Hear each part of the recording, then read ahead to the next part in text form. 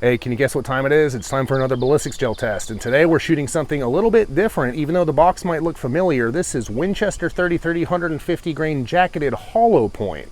All right, so here's the box right here. Let's take a look at the other side. Now, this is a different kind of bullet than most people are used to as far as 30-30 goes. It's actually got a hollow point with sort of an encapsulating jacket. So we'll open this up and take a look at a second.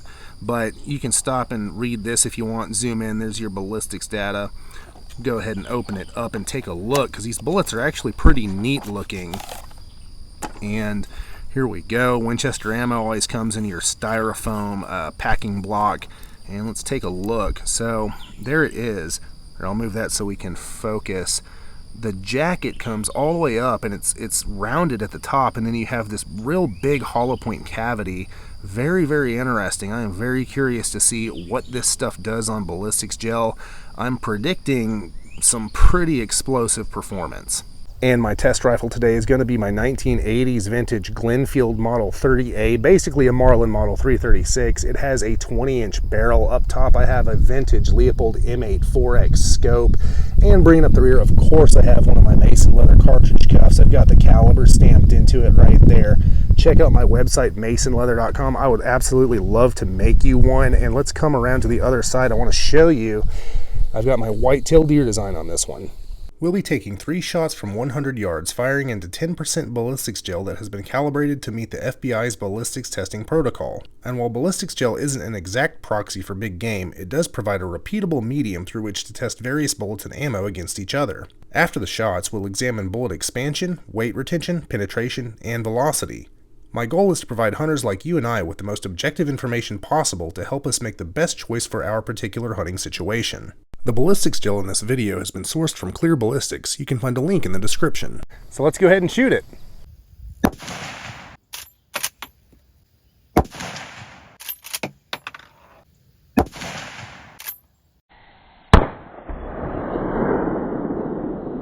And here are the blocks. I actually flipped them over so we can see the bullets better.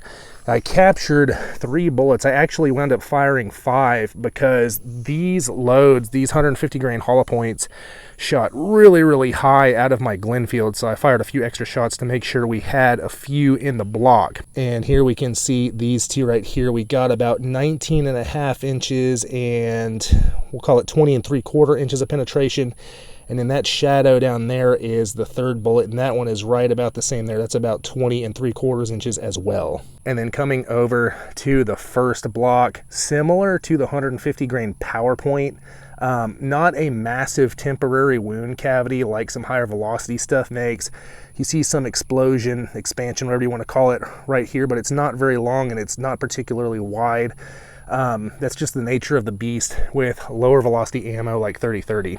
And let's take a look at the velocities for those 150 grain jacketed hollow point Winchesters out of the 30-30. Our high was 2343, our low was 2331, and our average velocity was 2,336 feet per second. And here we have those Winchester jacketed hollow point 150 grain bullets pulled out of the ballistics gel. And honestly, y'all, I am really, really surprised by the overall performance of these bullets. We'll go over the numbers in just a second.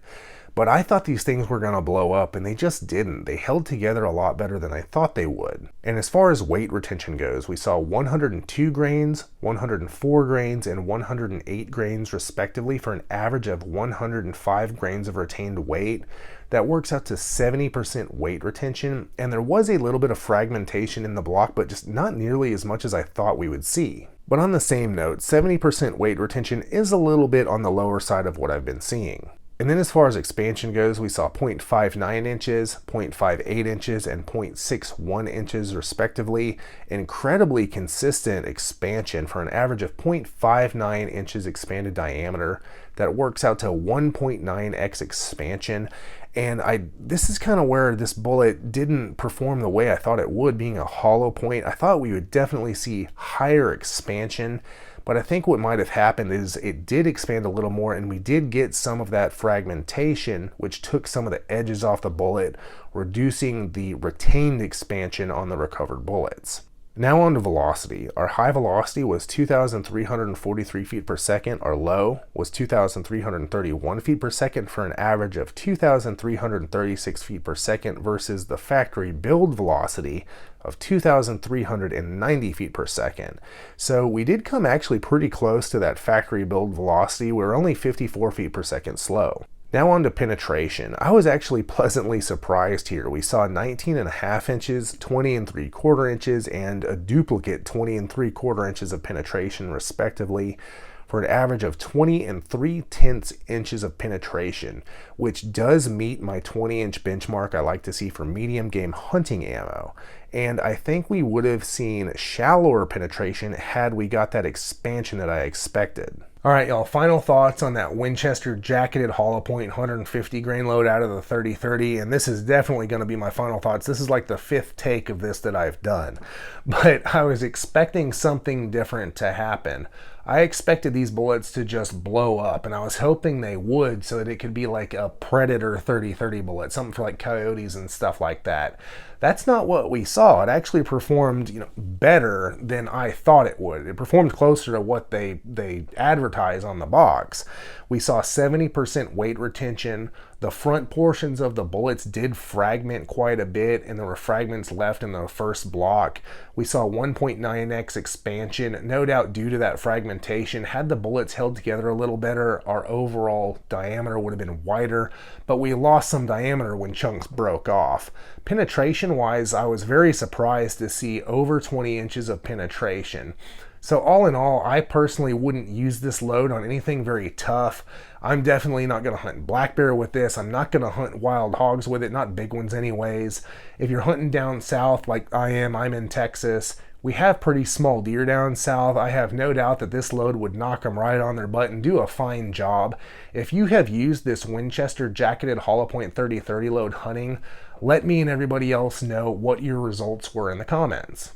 Hey, if you enjoy these videos, check out my website, masonleather.com, and get yourself some leather gear handmade by me just for you. I've been handcrafting leather gear for hunters for over a decade, and I would love to make you something. The link is in the video description. And check out my channel for more hunting ammo ballistics gel tests.